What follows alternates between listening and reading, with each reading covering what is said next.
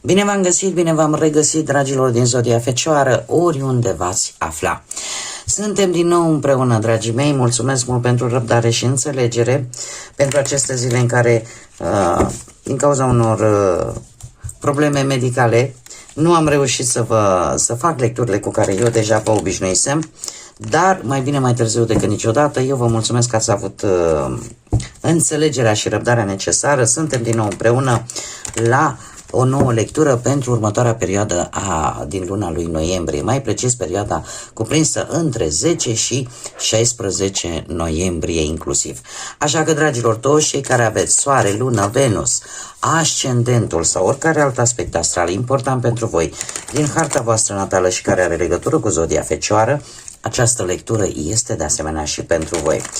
Bineînțeles, nu trebuie să uitați, este totuși o lectură generală, vă rog să luați decât ce rezonează cu voi, iar restul lăsați-le să zboare în univers, pentru că sigur sunt pentru alte energii, care într-o mai mică sau mai mare măsură au o legătură cu Zodia Fecioară.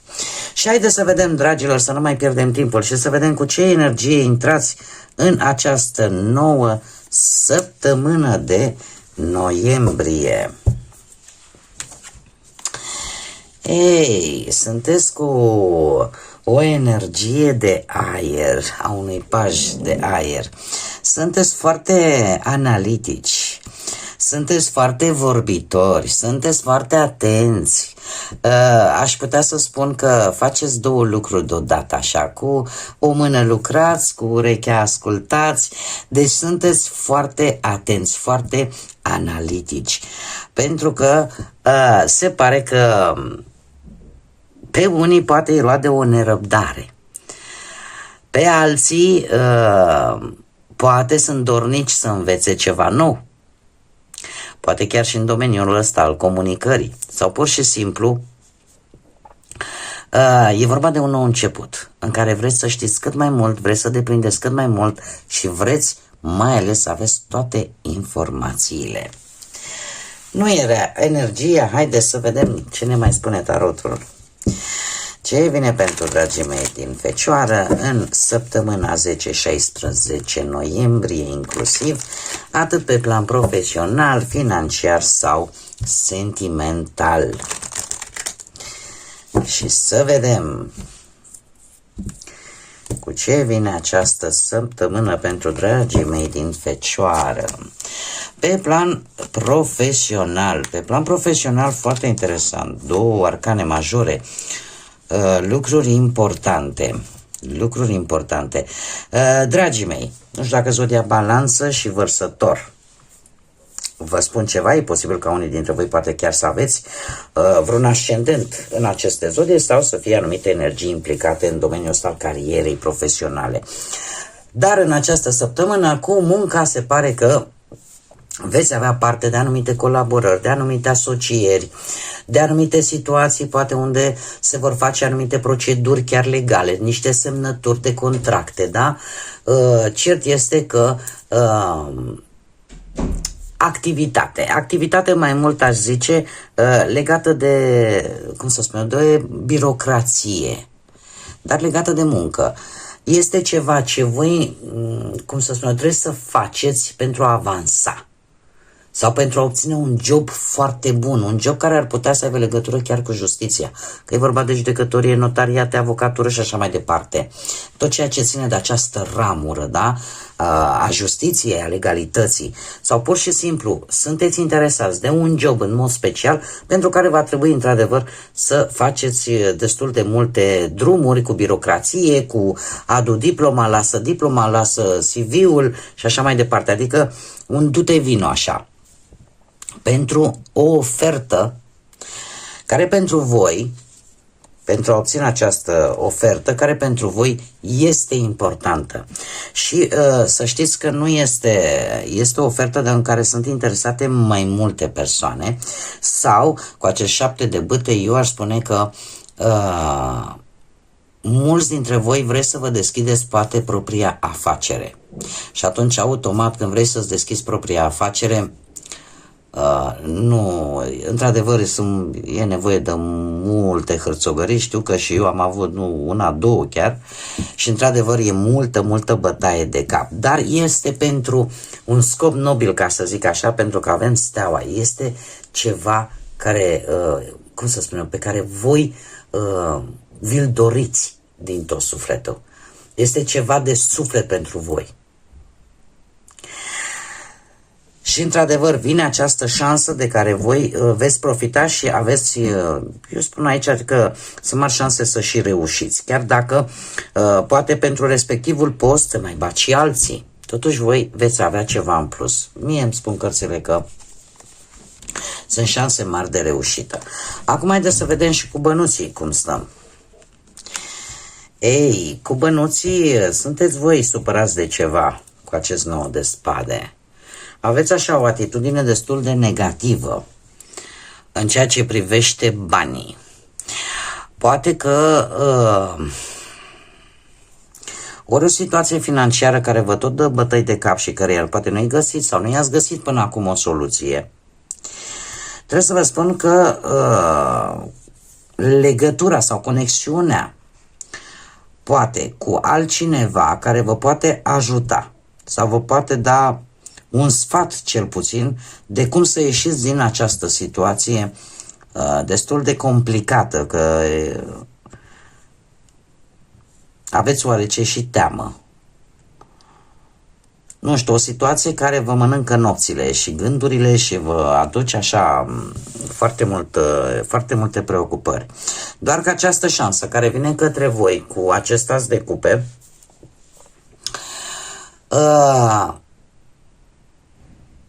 nu știu, poate să vină că să mai pun ceva bănuți posibil la salariu. Eu aș zice că ține foarte mult de întâmplare. Într-adevăr că e posibil poate să vă intre ceva bănuți, dar din pură întâmplare. Da? Asta ce înseamnă? Că poți să găsești, de exemplu, să fii avut niște bani puși bine pe în casă și să fii uitat de ei. Dau un exemplu. Sau să mergi pe stradă, dar astea sunt sume foarte mici și să găsești poate o bagnotă. Ni se poate întâmpla tuturor. Dar asta nu rezolvă problema. Cum de asemenea, cum am mai spus, ne poate vorbi și de o oferta pe care ar face-o cineva.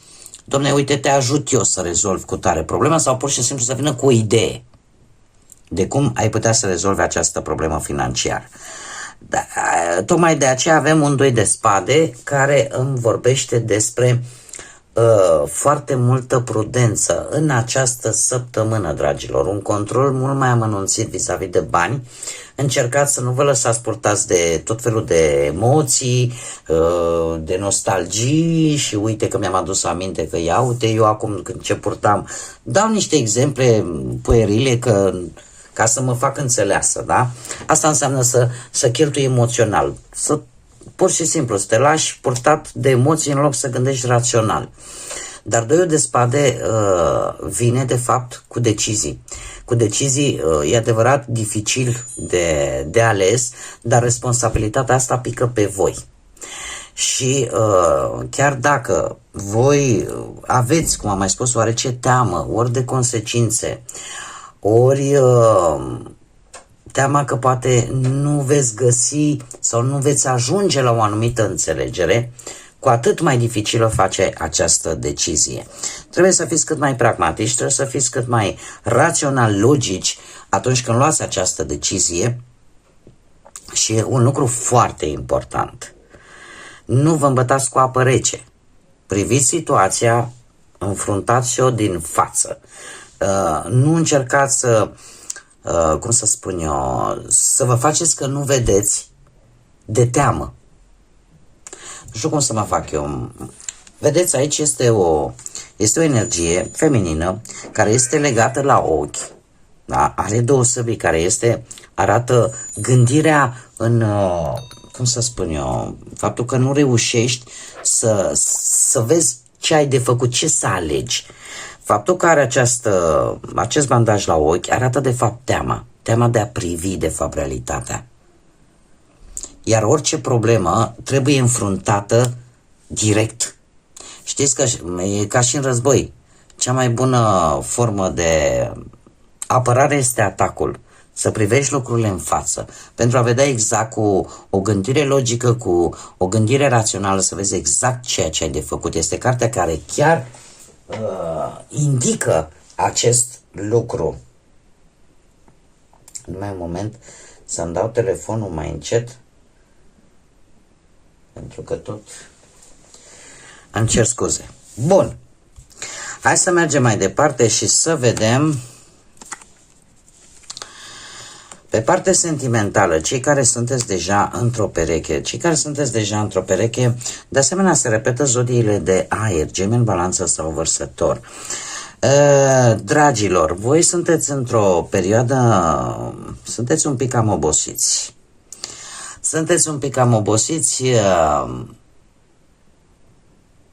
Și asta pentru că e posibil ca relația voastră să fie supusă unor prejudecăți, dar nu din partea voastră, ci din partea altora.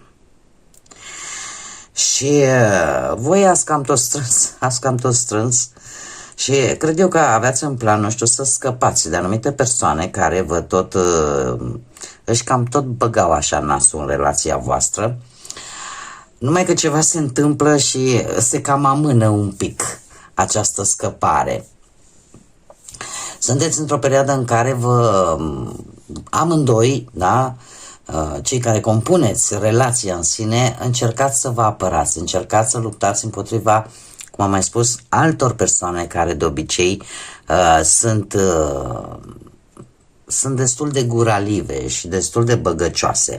Iar acest cavaler de spade îmi spune că chiar și cei care poate ați fost distanțați o perioadă, există șansa unei reîmpăcări și într-o manieră foarte rapidă.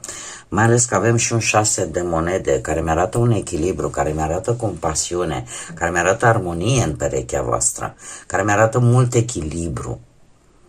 Da? Și lucrul ăsta se întâmplă, tocmai de aceea spun că acest 9 de bâte e o relație în care ambii puneți câte ceva, ambii încercați să vă protejați propria relație. Și chiar și în această săptămână. Eu aș zice că e un pic și de karma aici. Știți cum e? Că poți să te lupți cu orice, dacă când o fi să te lupți cu ce ți-e scris sau cu la ce te aștepți să vină, vrei, nu vrei, dai de ele. Indiferent cât s-ar băga lumea, dacă o relație e făcută karmic să fie împreună, chiar și pentru o perioadă, acea relație va fi împreună. Așa că nimic, să zicem, deosebit în această săptămână. Sunteți niște luptători și nu lăsați ca alții să nu știu, poate că v-ați gândit, cumva posibil să fi stat ori împreună cu altcineva și v-ați gândit, erați pe punctul, domne, mergem, stăm noi separați, nu ne mai interesează de restul, doar că ceva vă va împiedica, va mai întârzia un pic acest plan pe care voi poate vi l-ați făcut. Acum pentru cei singuri, voi, dragilor, sunteți un pic blocați. Un pic blocați și un pic distanță, aș spune. Nu știu dacă zodiile, bine că aici voi sunteți. De ce? Hai să vedem de ce.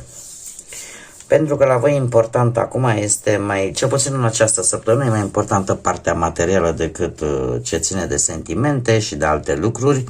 Și acest autoblocaj pe care voi vi-l faceți, o pauză, ca să zic așa, îl faceți pentru că aveți, cum să zic eu, anumite proiecte. Anumite proiecte pe care vreți să le duceți la bun sfârșit și care au legătură poate cu cariera voastră profesională sau cu partea materială. Nu prea sunteți tentați să ieșiți, să găsiți pe cineva. Cumva aș zice că ați luat decizia că nu trebuie să vă schimbați pentru nimeni. Și chiar dacă în momentul în care vezi că nu te acceptă chiar toată lumea, nu e niciun fel de problemă. Ideal este să fii tu însăți. Este o decizie pe care voi ați luat-o. Cumva încercați să priviți, cel puțin aspectul ăsta sentimental, dintr-o cu totul și cu totul o nouă perspectivă. Tocmai de aceea căutarea cumva este blocată. Pentru că pur și simplu ai spus, dom'le, ia o pauză, întârzi un pic sau pur și simplu poate că treceți printr-o perioadă în care vreți să fiți decât voi și voi înșivă și nimeni și mai mult. Să vă bucurați de succesul vostru sau sunteți angrenați mult mai mult pe partea asta, cum am mai spus, materială, de carieră și atunci deja restul poate de moment nu contează. Haideți să vedem și un mesaj important pentru dragii mei din Fecioară în săptămâna 10-16. Hopa. Ia să vedem, avem numărul 38 sau numărul 11, care este și un număr maestru și care ne vorbește de conexiuni speciale și chiar conexiuni cu divinitatea pentru unii dintre voi. Ce ne spune acest număr? Că oricând îți poți rescrie propria istorie. Ce înseamnă asta? După cum bine vedem aici, avem o scoică, nu știu dacă se vede. Deci aici este o scoică care scoate un sunet. Iar această fată tânără care încearcă să o spargă cu piatra. Iar aici avem cum să spun eu, cum să traduce, Doamne, în românește? O persoană rea, cum ar s-ar zice, da? Care vrea cumva să spargă. Deci ne definește ceea ce noi facem, ceea ce noi spunem, ceea ce noi gândim. Și că indiferent dacă un lucru nu ne convine sau dacă un lucru observăm poate că nu este bun pentru noi, că poate și scoica asta care cântă te tot duce ca să te neci, nu? Putem vorbi și de acest lucru, nu avem de unde să știm. Cert este că putem și puteți să vă rescrieți propria voastră istorie în orice moment. Puterea stă la voi, puterea de decizie, puterea de a alege și de a vedea ce e bun pentru voi, la ce trebuie să renunțați, ce trebuie să distrugeți, da? Și ce nu. Pentru că lucrurile pot merge în ambele sensuri. Puteți să fiți o persoană rea sau puteți să fiți o persoană bună. Depinde foarte mult de voi și de cum vă scrieți fiecare capitol al vieții voastre. Bun, dragii mei, cam atât am avut pentru voi. Încă o dată mii de mulțumiri că v-am avut alături, mă bucur că am fost din nou împreună. Eu vă doresc o săptămână minunată, o săptămână pe placul inimii voastre. Până data viitoare, când ne vom reîntâlni, pe cei care încă nu s-au abonat, dacă v-a plăcut, dacă ați rezonat, nu ezitați, abonați-vă, este gratuit. Cum de asemenea nu uitați, dragii mei, de like-uri, da, butonul de like, de acel clopoțel pentru cei care v-ați abonat. Activați-l, nu costă absolut nimic, decât faptul că în momentul în care eu fac publicații noi, YouTube-ul vă trimite notificări ca să fiți la zi cu ceea ce public eu. Și de asemenea, nu uitați de distribuiri, comentarii și like-uri, mă ajută extraordinar de mult, ca pe toți creatorii de conținut de aici, de pe YouTube. În felul acesta, aceste lecturi pot ajunge și la mai multe persoane. Eu vă mulțumesc anticipat pentru toate aceste lucruri. Până data viitoare, numai bine, multă energie pozitivă și, desigur, să fiți iubiți, dragilor!